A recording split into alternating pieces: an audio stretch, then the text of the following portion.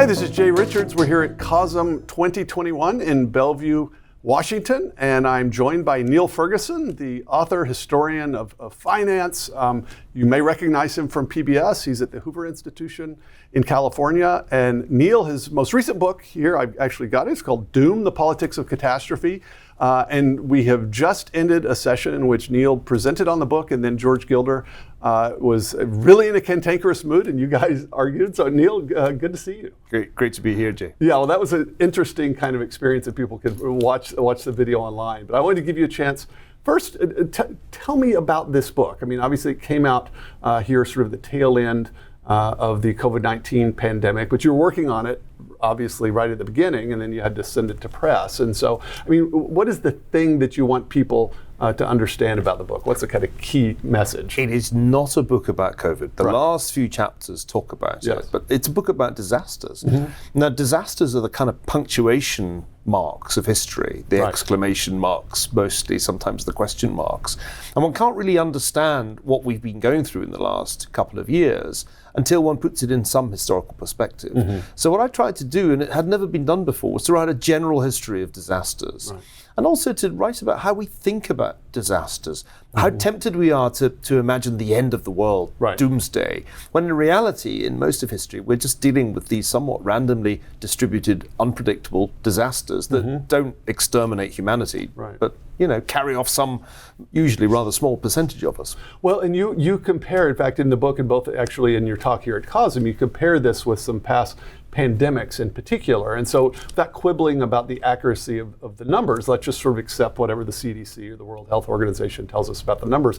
It's still, you argue, it maybe compares to the Asian flu in 1958 at the end of the 50s in terms of a kind of percentage of population killed, but it's not as bad, say, as the Spanish flu. And I happen to know that in the Spanish flu, for instance, which was truly disastrous, killed young children, and teenagers and people all across the sort of age spectrum. There's no record of Woodrow Wilson having even commented on this. And so what accounts for that? Because, of course, we're not making light of COVID-19, but if you compare it historically to the pandemics that we know of in history, it's fairly unremarkable. And yet, of course, the response was anything but. I was very puzzled last year when people would appear on cable television saying, why are we worried about this new disease? It's not going to be any worse than the seasonal flu. And I thought, well, that reveals a real ignorance of history, because influenza was a massive killer and only recently became a disease that we could manage with regular vaccination. We've forgotten, at least most people have forgotten, the huge influenza pandemics of the 20th century. And you've mentioned two of the most famous ones, the 1918-19 so-called Spanish influenza, and then the 57-58 Asian flu. Now, if you try to say, where does COVID fit in? It's worse than 57-58 in terms of the global death toll.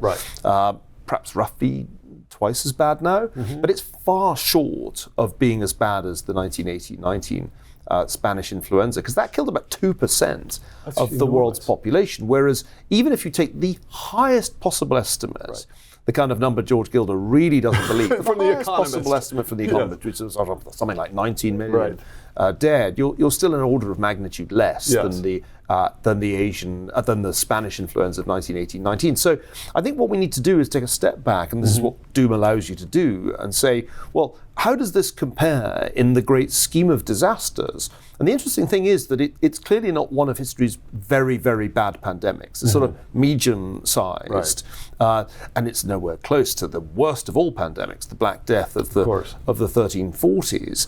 But its economic impact, its social and political consequences, those are much greater than you'd have predicted if all you knew was the death toll, and especially if you knew that the death toll was heavily concentrated in elderly people. That's right. And so how do you account for that? Because that's the sort of odd thing. If you were to think about it in terms of not total deaths, but say life years or something, of course, the average age of death in the U.S.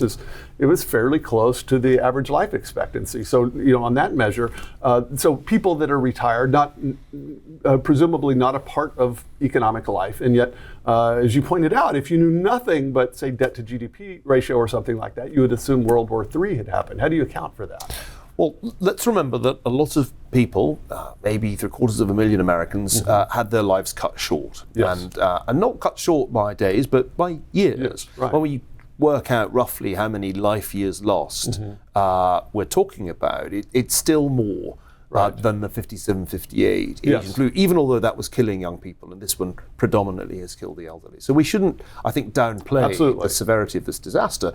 But it's clearly a lot smaller than World War II, which killed people in their tens of millions and was probably the biggest conflict in history.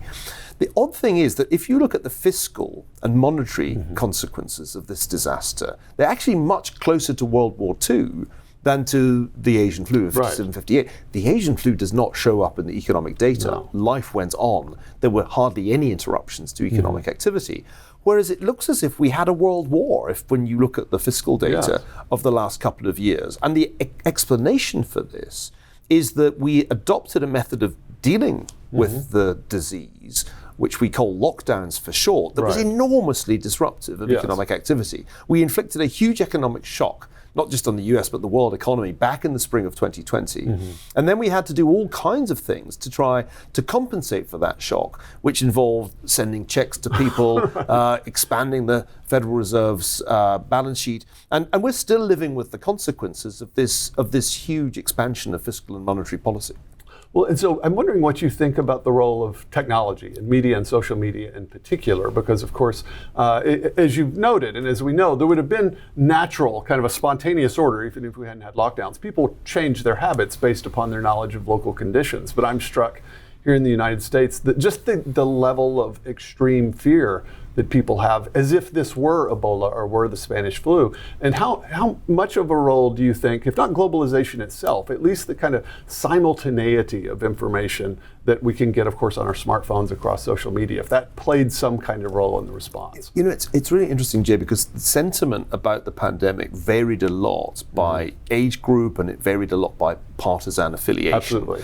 With younger Democrats kind of exaggerating the risk, certainly the risk to them, and older Republicans really underestimating the risk to them. So we see in the United States a relatively new phenomenon, the politicization of public health, which you really didn't see back in the 1950s, when people were just terribly happy if a vaccine came along for a disease, whether it was influenza or polio.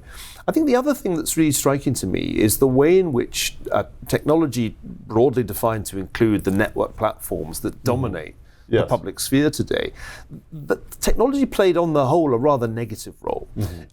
In the United States, it strikes me that the big tech companies did very little to help here. And they certainly didn't make use of the vast troves of data that they have in the way that their counterparts in South Korea or Taiwan did to help with the process of contact tracing. We didn't really try that in any serious way.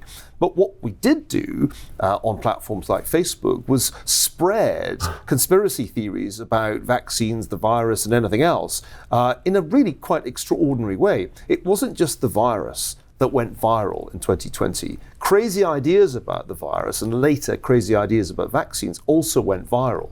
And in that sense, I think technology in the case of the United States did not really help terribly much. Of course, biotechnology got us out of this mess, because we came up, and this is the great cause for celebration, with vaccines against COVID with very high efficacy. And these were new generation vaccines, mRNA vaccines, the Pfizer and Moderna vaccines. And any discussion of technology needs to emphasize that was a huge win, which, by the way, wasn't certain when I was finishing Doom, because we didn't have the phase 3 results. Yeah, and that's always, I mean, in these sorts of things, anyone that studies economic history knows there are going to be trade-offs, and it's certainly true with technology, and we're seeing that. Well, what would you say, what's the most important lesson you think we could learn from this? You know, I'm hoping that we're nearing the end of this and it's now moving into endemic status. Yeah, I think it is gradually transitioning from pandemic to endemic, and it will sort of join influenza in that group of diseases that we control through vaccination, and we probably have pretty regular COVID vaccines, especially if we get new variants. I think the big takeaway is that our public health bureaucracy did not do well. It did a lot less well than you would have expected at the end of 2019. And I think part of the reason for writing Doom was to try to show that. Last year, it was terribly easy to blame everything on Donald Trump, and liberal journalists had a field day blaming him for all the deaths, as if somebody else had been president, we wouldn't have been in this situation. And I think it's pretty clear that that's not right. And although Trump certainly made his share of misjudgments, The real points of failure were further down the chain of command at the Centers for Disease Control, at the Department of Health and Human Services, and we need to look closely at why they failed, because I think they did fail. This is also the view of Scott Gottlieb, whose book came out subsequent to mine. So we need a proper inquest into why our public health bureaucracy screwed this up. Because, and this is the general takeaway, we may have similar problems in other areas of our government. It's not necessarily a pandemic we'll have to deal with next. As I was saying to George Gilder, what if it's a cyber attack? And it turns out that we're not well prepared for that either. Quite worrisome. But that sounds like a bad note, but I think it's actually a good note because there's at least some lessons it's a good note because these are fixable problems. We do not have to split the atom. We do not have to land men on Mars to solve these problems, but we do need to take a long, hard look at the way our public sector is running and the way in which fake preparedness, bureaucratic preparedness, is substituted for the real preparedness that we need. Niall Ferguson, good to see you. Thanks for being with me. Thanks, Jay. Jay Richards, we're here at the COSM 2021 conference. Thanks for joining us.